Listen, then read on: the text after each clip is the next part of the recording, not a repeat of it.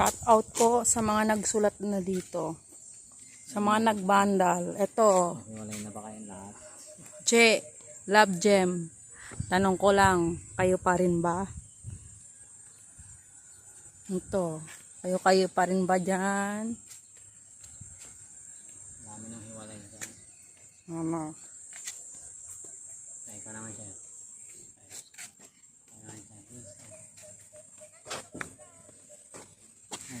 Tunggoy oh. Kasabit yun dyan sa may puno eh. Kanina nasa punong mangga to. Ngayon dito na sa akin. Ito nga sa punong nyug kanina. Cool.